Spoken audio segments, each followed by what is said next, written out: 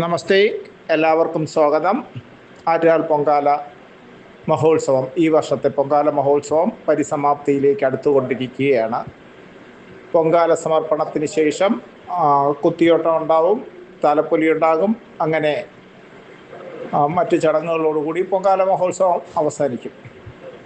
വീണ്ടും ഒരു പൊങ്കാല ഉത്സവക്കാലം കഴിഞ്ഞു പോകുന്നു. ഇപ്പോൾ ഉത്സവം അതിൻ്റെ അത്യുച്ഛാവസ്ഥയിൽ ചെന്ന് നിൽക്കുന്ന സമയമാണ്.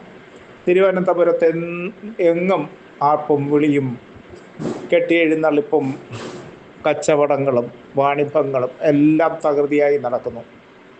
ഇതെല്ലാം ദേവിയെ മാത്രം ലക്ഷ്യമാക്കി വരുന്ന ഒരു ജനതയുടെയും അവരുടെ അനുബന്ധ ആവശ്യങ്ങളുടെയും മഹാമേളയാണ് ഇവിടെ നടക്കുന്നത്. നമ്മൾ ദേവിയെ ലക്ഷ്യമാക്കി വരുമ്പോൾ ദേവീഭാവം അറിഞ്ഞ് പ്രാർത്ഥിക്കുക, ഉപാസിക്കുക എന്നതിനൊക്കെ വളരെ അർത്ഥമുണ്ട്.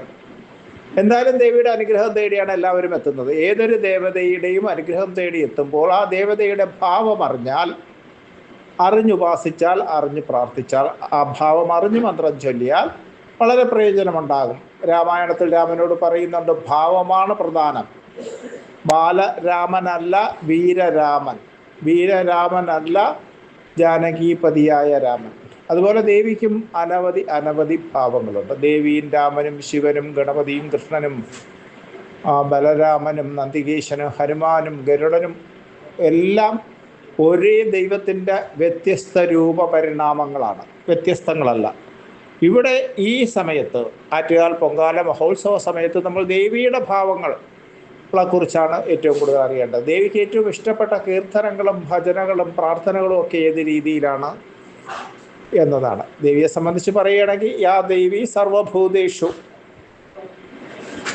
ശക്തിരൂപേണ സംസ്ഥിത എന്നാണ്. സർവഭൂതങ്ങളിൽ, സർവജീവജാലങ്ങളിലും ശക്തിയായി കുടികൊള്ളുന്നവൾ, ചൈതന്യമായി കുടികൊള്ളുന്നവൾ. ഇത് തന്നെയാണ് മഹാവിഷ്ണുവും, സർവഭൂതങ്ങളിലും കുടികൊള്ളുന്നവൻ.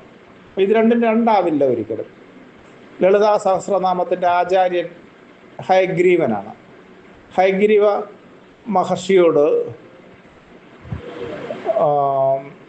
അഗസ്ത്യ മഹർഷി ഉപദേശം വാങ്ങുന്നതായിട്ടാണ് ലളിതാ സഹസ്രനാമം അവതരിച്ചിട്ടുള്ളത്. വശിന്യാദി ദേവതകൾ രൂപം കൊടുത്തതാണ് ലളിതാ സഹസ്രനാമം. സാധുജനങ്ങൾക്ക് ഏറ്റവും എളുപ്പം ദൈവിക കടാക്ഷത്തിന് ദൈവിക കടാക്ഷത്തിന് വിധേയമായി ഇഹ ലോക ബുദ്ധിമുട്ടുകൾ പരിഹരിച്ച് പരലോക മോക്ഷം നേടാൻ എളുപ്പം ദേവി ചൈതന്യം തുളുമ്പി നിൽക്കുന്ന ലളിതാ സഹസ്രനാമം വായിക്കുകയാണ്.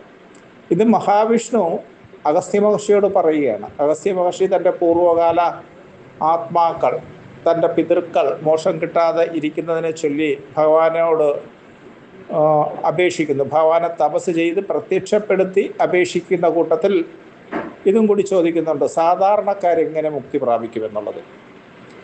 മോക്ഷത്തിനായി മഹാവിഷ്ണുവിനെയാണ് നമ്മളെല്ലാവരും പ്രാർത്ഥിക്കേണ്ടത്. പക്ഷെ സാധാരണ ജനങ്ങൾക്ക് മഹാവിഷ്ണുവിൻ്റെ സമ്പൂർണ്ണ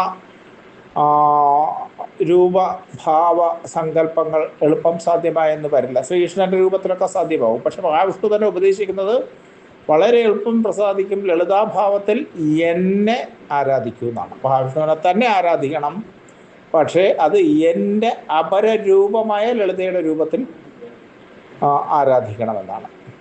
ഈ പാലാഴി മദന സമയത്ത് മഹാവിഷ്ണുവിൻ്റെ മോഹിനി അവതാരമുണ്ടാകും. ആ മോഹിനി രൂപം എന്ന് പറയുന്ന ലളിതാദേവിയാണ്. മോഹിനിയായിട്ട് വരുന്നു എന്നതിനേക്കാൾ ലളിതാരൂപിയായി മഹാവിഷ്ണു വന്നു എന്ന് പറയുന്നതാണ് കൂടുതൽ ശരി. അപ്പോൾ കൂർമാവതാരം